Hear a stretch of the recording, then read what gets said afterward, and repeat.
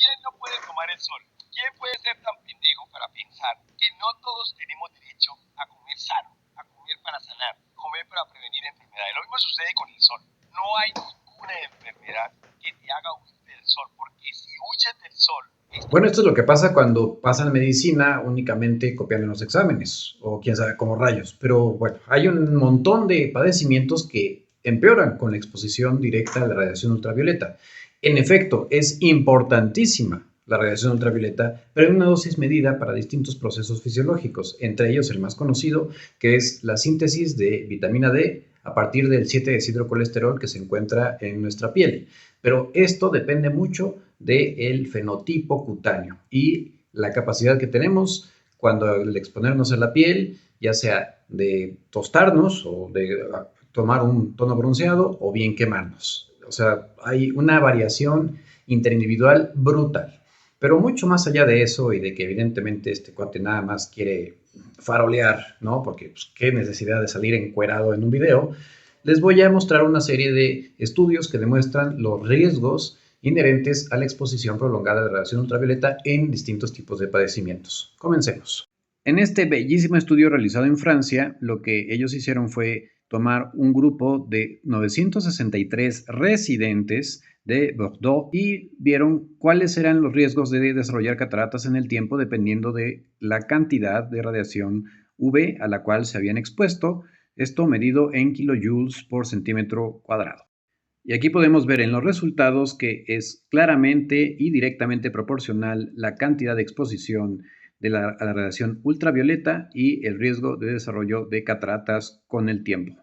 Está perfectamente documentado y hay un mar de evidencia, pero miles y miles y miles de autores y de muchísimos centros de investigación de muchísimas partes del mundo que han visto una correlación entre la exposición a la radiación ultravioleta y el efecto sobre las células de Langerhans y las consecuencias de poder desarrollar cáncer de piel, especialmente en los fototipos 1 y 2, es decir, aquellas personas que son blancas o muy blancas. Ahora, veamos realmente un estudio donde se hizo con una dosificación de radiación ultravioleta una cuantificación de las consecuencias sobre la población de células de Langerhans. Este artículo publicado en la Central European Journal of Immunology en el 2013, o sea que no hay excusa de no haberlo leído porque ya tiene bastante tiempo, justamente hicieron un estudio muy meticuloso para ver qué sucedía con distintas dosis de radiación en las poblaciones de células de Langerhans. Esto, claro, se hizo en ratones, no se hizo en seres humanos, pero se repitió después en voluntarios sanos para ver si había una correlación, cosa que de hecho se encontró. Y vemos que a mayor exposición a la radiación ultravioleta hay una mayor disminución en la población de las células de Langerhans, que son justamente unas de las encargadas de la vigilancia inmunológica en la piel. En este artículo publicado en el 2020 en el Arthritis Care Research de Hoboken, en el 2020, que bueno, ese todavía le podría dar algo de justificación de que no lo haya leído, pero que sin embargo se basa en la evidencia de otros muchos estudios que se han hecho previamente. Ellos encontraron que había un mayor riesgo de presentar dermatomiositis en aquellas personas que justamente se expusieron a radiación por el tipo de actividad que desempeñaban. O sea, las personas que tienen un trabajo donde hay mayor exposición solar o bien un hobby donde también hay mayor exposición solar, tenían un riesgo notablemente incrementado de presentar con las subsecuentes exposiciones un brote de dermatomiositis. Y esto, de hecho, yo lo puedo corroborar porque tengo pacientes con dermatomiositis que justamente en ellos una exposición solar puede precipitar una recaída. En este otro artículo, también de la misma revista, pero en el 2023, donde se estudió la asociación entre exposición a radiación ultravioleta y el riesgo de desarrollar lupus en un grupo de mujeres sanas, enfermeras, que pertenecían a una cohorte bastante grande, de hecho fue un seguimiento de 6.054.655 personas año, se identificaron 297 casos incidentes de lupus. Y ahora, viendo justo cómo se hizo el análisis multivariado y cómo se hicieron a un lado los factores confusores probables, incluyendo el cigarrillo o el consumo de alcohol, edad post o premenopausia, incluso el uso o no de pantallas solares. Bueno, adicional a la clasificación de acuerdo a los tipos de anticuerpos presentes, se encontró que claramente aquellas personas que se habían expuesto en mayor cantidad, o sea, que se encontraban en el tercil más alto, tenían un riesgo significativamente mayor de desarrollar un brote de lupus o un lupus flare. Así que el lupus, de hecho, es una enfermedad que claramente se ha asociado con el riesgo de exposición solar. Precisamente en el 2014, en Arthritis and Rheumatology, salió un estudio de la corte Gladel, que es de Latinoamérica específicamente, donde se demostró que en los lugares aquí en México donde hay mayor exposición solar, hay mayor prevalencia de lupus. De hecho, por ejemplo, en la Ciudad de México, que es donde me encuentro, donde la exposición solar puede ser muy alta, especialmente por todos los problemas de radiación debido a la contaminación, el ozono, etcétera, hay 90 casos por cada 100,000 habitantes.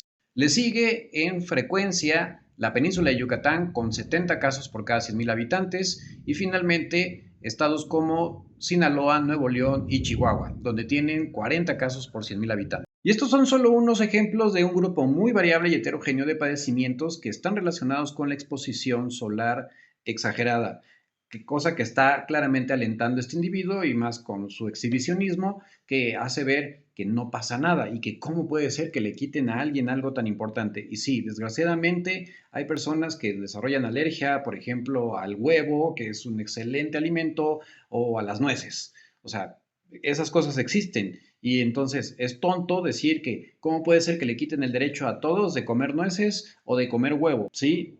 Y evidentemente es otro punto de encaje, pero justo por escuchar este tipo de parafernalias de estas personas que la verdad hay que poner mucho en duda sus títulos, un paciente mío en particular, un varón de 20 años, se le hacía muy fácil salirse a jugar fútbol todos los fines de semana sin utilizar bloqueador porque decía que se le chorreaba el bloqueador y que era muy incómodo. O sea, no encontraba realmente más que excusas. Y bueno, él había tenido un lupus súper leve, como habitualmente sucede en los varones, pero finalmente, después de exposición solar prolongada de este tipo, en un tiempo en que tuvo un torneo, llegó con una afectación cutánea bastante llamativa de todo el cuerpo, hizo un lupus cutáneo subagudo, anular policíclico, pero además una glomerulonefritis clase 3, que digo, afortunadamente logramos sacarlo adelante y aprendió la lección, pero justo por este tipo de contenido de personas flojas